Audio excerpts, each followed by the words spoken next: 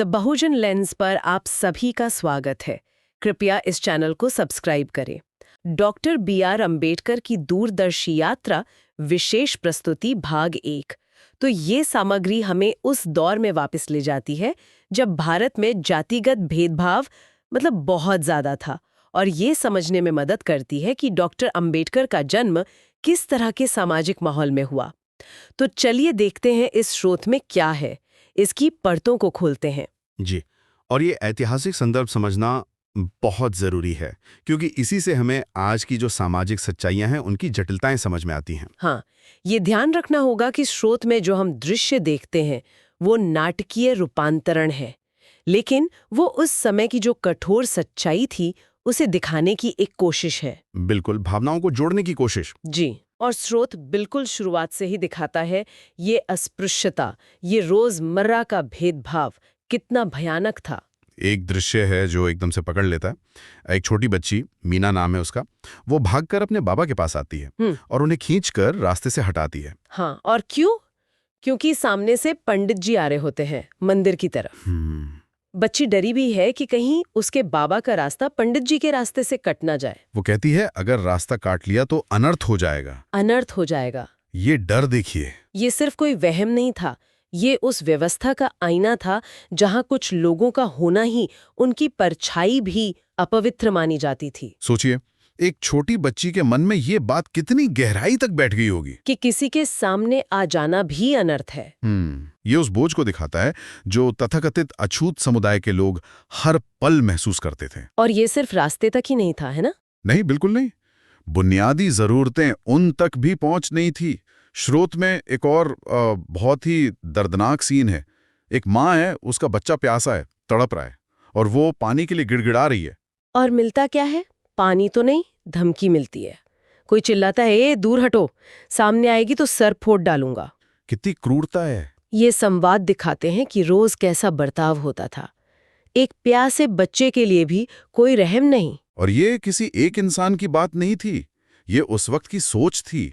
जब कोई शायद थोड़ा नरम होकर पानी देने का सोचता भी है तो उसे फौरन टोका जाता है। एक आवाज आती है, काले क्यों उसके मुंह लग रहा है, दे दे थोड़ा सा पानी और चलता करो सी।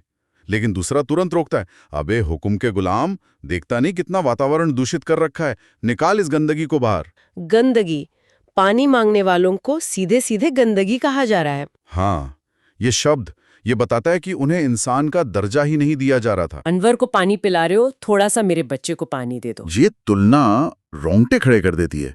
क्या उस समाज में जानवरों की जगह भी इन इंसानों से बेहतर थी? ये सवाल स्रोत उठाता है।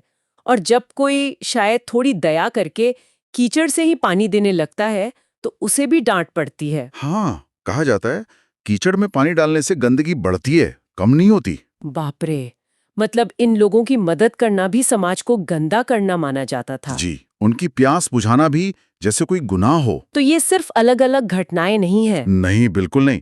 ये उस समय का जो संस्थागत भेदभाव था, मतलब इंस्टीट्यूशनल डिस्क्रिमिनेशन, उसको दिखाती हैं। पानी जैसी बुनियादी चीज से इनकार, आने जाने पर रोक, छुआछूत का डर और इंसानियत की इतनी कमी, ये सब एक सोची समझी व्यवस्था का हिस्सा था। ये सिर्फ किसी का व्यक्तिगत प्रेजुडिस नहीं था। स्रोत में एक टिप्पणी भी है जो इस बात को साफ करती है। भेदभाव, जात-पात और ऊंच नीच की आड़ में किया गया अत्याचार और जुल्म ही सबसे बड़ा पाप है। घृणा और नफरत में पनप रहे इस महापाप का विष युगों युगों से मानव की रगों में दौड़ रहा है। ये शब्द उस सच्चाई को सीधे सीधे बयान करते हैं। और ये युगों युगों से वाली बात भी, मतलब ये समस्या कितनी पुरानी और गहरी थी। जी हाँ, पीढ़ी दर पीढ़ी चली आ रही थी। लेकिन इतनी निराशा में क्या कोई विरोध की आवाज नहीं थी? क्या सब चुप थे? नहीं, स्रोत बताता है कि ऐसा नहीं था। विरोध की चिंगारियां थीं। महात्मा ज्योतिबा फूले और उनके साथियों का जिक्र आता है। हाँ, ज्योतिबा फूले, एक बहुत बड़ा नाम। जी, 19वीं सदी के बहुत महत्वपूर्ण समाज सुधारक, जिन्होंने जाति प्रथा, अस्पृश्यता के खिलाफ आवाज उठाई, शिक्षा पर बहुत जोर दिया। स्रोत में उनका एक बहुत दमदार कथन है। क्या कहते हैं फूले? वो कहते हैं, अब ये अत्याचार नहीं चलेगा। मेहनत मजदूरी करके पेट भरने वालों को छोटी जाति का मानना गलत है। उन्हें अछूत का अपमानजनक दर्जा देना पाप है। धिक्कार है धर्म के उन रखवालों पर जिन्होंने बरसों से पिछड़े लोगों पर दुर्व्यवहार किया। इस अन्याय का हम विरोध करेंगे। ये तो सीधी चुनौती है उस व्यवस्था को। जो मेहनत करने वालों को ही नीचा देखती थी। बिल्कुल। और ये कहना कि धिक्कार है धर्म के उन रखवालों पर, यह भी बहुत बड़ी बात थी उस समय। जी। वो सीधे सीधे धर्म की उन व्याख्याओं पर सवाल उठा रहे थे जो इस भेदभाव को सही ठहराती थी। वो कह रहे थे, भाई ईश्वर ने तो सबको बराबर बनाया है, ये ऊंच नीच कहां से आई? ये तो धर्म के ठेकेदारों पर सीधा हमला था। जी।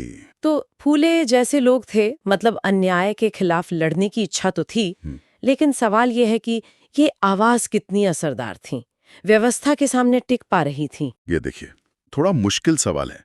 फूले और उनके जैसों ने एक विचार तो दिया, लोगों को जगाया भी, लेकिन व्यवस्था बहुत मजबूत थी। और जैसा स्रोत आगे दिखाता है, इंसाफ मिलना बहुत मुश्किल था। हाँ, यहीं पे वो लक्ष्मी की कहानी आती है ना? जी, ये कहानी अन्याय के एक और पहलू को दिखाती है, जहां जाति, गरीबी और लिंग तीनों मिलकर शोषण का जाल बुनते हैं। लक्ष्मी के पिता कर्ज में थे। और इसका फायदा उठाना चाहता है रामदेव नाम का एक आदमी। वो उसी गोडाउन में काम करता है जहां लक्ष्मी के पिता भी काम करते थे। स्रोत बताता है कि रामदेव की नीयत ठीक नहीं थी। उसने लक्ष्मी के पिता का 5 रुपए का कर्ज माफ करने का लालच दिया। लेकिन शर्त रखी। हाँ, शर्त थी कि लक्ष्मी उसकी बात मान ले। मतलब साफ था, यौन शोषण। इस सीधे सीधे ब्लैकमेल था। कितनी गिरी हुई बात है, एक मजबूर बाप और एक लड़की की इज्जत का सौदा। लक्ष्मी ने हिम्मत दिखाई, मना कर दिया और भाग गई वहां से। लेकिन फिर कहानी यहां रुकी नहीं। स्रोत के मुताबिक लक्ष्मी के साथ बाद में जबरदस्ती हुई, उसका बलात्कार हुआ। हे भगवान। अब मामला पहुंचा इंसाफ के लिए एक अधिकारी के पास, जो शायद ब्रिटिश हुकूमत का कोई नुमाइंदा था। और यहाँ हमें पता चलता है कि सिस्टम कैसे काम करता था, या कहिए काम नहीं करता था। हाँ, उसी गोडाउन का एक क्लर्क बेचारा इंसानियत के नाते गवाही देने आता है। वो बताता है कि रामदेव की नीयत पहले से खराब थी, उसने पहले भी छेड़छाड़ की कोशिश की थी। वो इंसाफ मांगता है। पर अधिकारी का ध्यान कहाँ है? हाँ, वो पहले पैसे की बात करता है। कहता है लक्ष्मी के बाप के पैसे का जो प्रॉब्लम है वो खत्म हो गया है, उसके 5 रुपए देने की जरूरत नहीं है। जैसे कि कर्ज माफ तो सब ठीक, अपराध हुआ ही नहीं। क्लर्क फिर कहता है कि ये पैसे का मामला नहीं है, इज्जत का सवाल है, अन्याय हुआ है, सजा मिलनी चाहिए। लेकिन अधिकारी का जवाब वो सिस्टम की सच्चाई बयान कर देता है। क्या कहता है वो? वो कहता है, देखो, हाथ बचाने के वास्ते मैं गर्दन को नहीं काट सकता। यहाँ पैसा वालों का बहुत होल्ड है। जस्टिस के वास्ते मैं उनके साथ दुश्मनाहट नहीं कर सकता। अंडरस्टैंड? अरे, मतलब वो साफ साफ मान रहा है कि पैसे वाले और ताकतवर लोगों का इतना दबदबा है कि वो उनके खिलाफ कुछ नहीं कर सकता। इंसाफ गया भाड़ में। बिल्कुल। न्याय पैसे और ताकत के सामने बेबस नजर आता है। तो ये घटना क्या दिखाती है? ये सिर्फ एक बलात्कार नहीं है, ये दिखाती है कि कैसे जाति, लक्ष्मी का अछूत होना, गरीबी, उसके पिता का कर्जदार होना, जी, और लिंग, उसका औरत होना, जी, ये तीनों चीजें उसे कितना असुरक्षित बनाती हैं।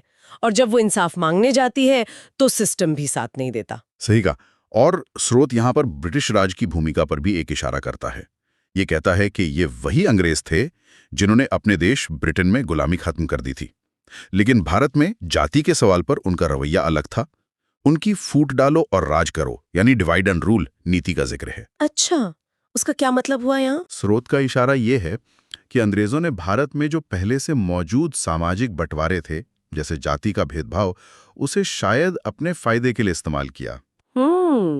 हो सकता है उन्होंने जानबूझकर इन बंटवारों को कम करने की कोशिश नहीं की, या शायद एक गुट को दूसरे के खिलाफ इस्तेमाल किया हो, ताकि भारतीय समाज एक होकर उनके राज को चुनौती ना दे सके। ओह अच्छा, मतलब अगर सिस्टम खुद ही बांटने में लगा हो तो लक्ष्मी जैसों को इंसाफ कैसे मिलेगा? हाँ, और मुश्किल हो जाता है।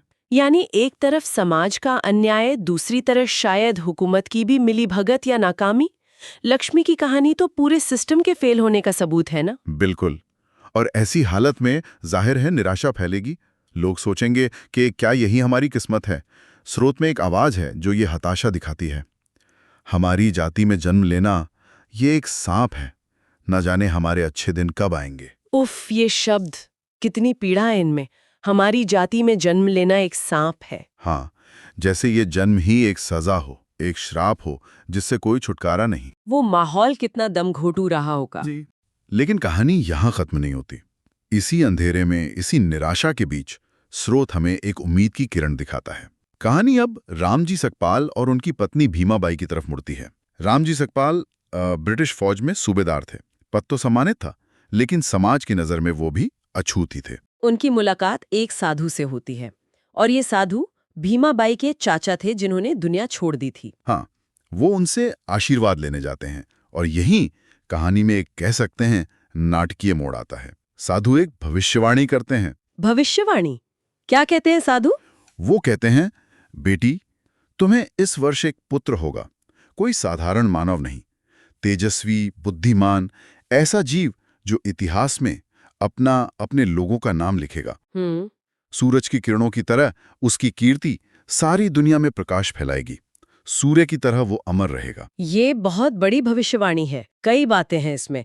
साधारण मानव नहीं, तेजस्वी, बुद्धिमान, इतिहास में अपने लोगों का नाम लिखेगा। खुद महान बनेगा, बल्कि अपने लोगों का, मतलब उन दबे कुचले लोगों का उद्धार करेगा जिनके दुख हमने अभी देखे। और वो सूरज की किरणों और सूर्य की तरह अमर वाली बात। हाँ, सूरज मतलब ज्ञान, प्रकाश, अंधेरे को मिटाने वाला। ये उस सामाजिक अंधेरे के बिल्कुल उलट है जिसे स्रोत ने दिखाया है। ये एक नई सुबह का वादा है। एक तरह से नियति की बात हो रही है। बिल्कुल, जैसे उस बच्चे को किसी खास मकसद के लिए चुना गया हो। और फिर स्रोत बताता है कि ये भविष्यवाणी सच हुई। 14 अप्रैल 1891 को इंदौर के पास मऊ छावनी में।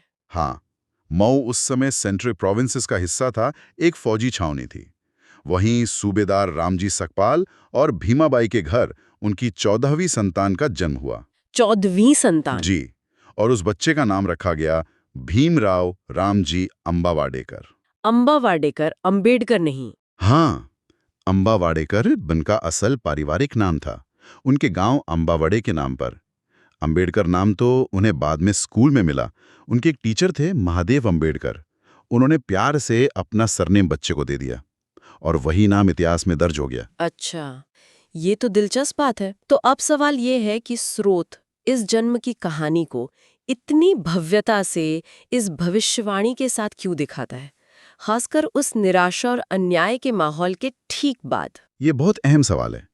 मेरे ख्याल से इतने गहरे सामाजिक दुख और सिस्टम की नाकामी को दिखाने के बाद भीमराव का जन्म सिर्फ एक बच्चे का जन्म नहीं रह जाता।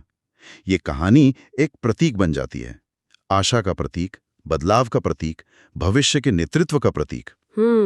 ये उस सांप यानी श्राप से मुक्ति का संकेत है जिसकी बात वो निराश आदमी कर रहा था। मतलब जहां एक तरफ सब कुछ अंधेरा दिख रहा था, वहीं दूसरी तरफ एक रोशनी पैदा हो रही थी जो इस अंधेरे को चुनौती देगी। हाँ, बिल्कुल, एक तरह का संतुलन है, अंधेरे के बाद प्रकाश की उम्मीद। ये कहानी बताती है कि सबसे मुश्किल हालात में भी उम्मीद नहीं मरती। जी, ये उस बच्चे के कंधों पर आने वाली जिम्मेदारी और उसके भविष्य के महत्व को दिखाती है। ये कहानी कहती है कि हाँ, हालात बुरे थे, अन्याय था, लेकिन देखो इसी माहौल में वो इंसान पैदा हो रहा है जो इन्हें बदलेगा। ये उस सुबह का संकेत है जिसका इंतजार करोड़ों लोग कर रहे थे। तो आज जो हमने ये सब देखा, इसका सार क्या है? हमने इस स्रोत के जरिए डॉक्टर अंबेडकर के जन्म के समय के भारत की एक झलक पाई। वो जातिगत भेदभाव की कठोर सच्चाई देखी जो रोज की जिंदगी थी। हमने पानी से इनकार, रास्ते पर पाबंदी और लक्ष्मी की कहानी में यौन हिंसा और इंसाफ की नाकामी देखी। हमने ज्योतिबा फुले जैसे सुधारकों की आवाज भी सुनी, लेकिन ये भी समझा कि सिस्टम की जड़ें कितनी गहरी हैं। गरीबी, जाति, लिंग का वो गठजोड़ और शायद अंग्रेजों की डिवाइड एंड रूल नीति, सबने मिलकर एक ऐसा माहौल बनाया था जहां इंसाफ मिलना लगभग नामुमकिन लगता था। और फिर इसी गहरी निराशा के बीच हमने भीमराव अंबेडकर के जन्म की कहानी देखी, जिसे स्रोत ने एक भविष्यवाणी, एक आशा की किरण, एक नए दौर की शुरुआत की तरह पेश किया है। हाँ, ये नाटकीय रूपांतरण हमें उस दौर के संघर्ष और उम्मीदों को महसूस करने में मदद करते हैं। इस सब को जानने के बाद एक सवाल मन में आता है, और शायद हमारे सुनने वाले भी इस पर सोचें। वो क्या चीज होती है जो किसी इंसान को इतने मुश्किल सामाजिक हालात और एक पूरे विरोधी सिस्टम के खिलाफ न सिर्फ खड़े रहने बल्कि उसे बदलने और इतिहास रचने की हिम्मत देती है? क्या वो सिर्फ व्यक्तिगत इच्छा शक्ति होती है, या हालात भी कुछ भूमिका निभाते हैं, या कुछ और? ये गहरा सवाल है और शायद इसी सवाल के जवाब में हमें डॉक्टर अंबेडकर की आगे की अद्भुत यात्रा की कुंजी मिले।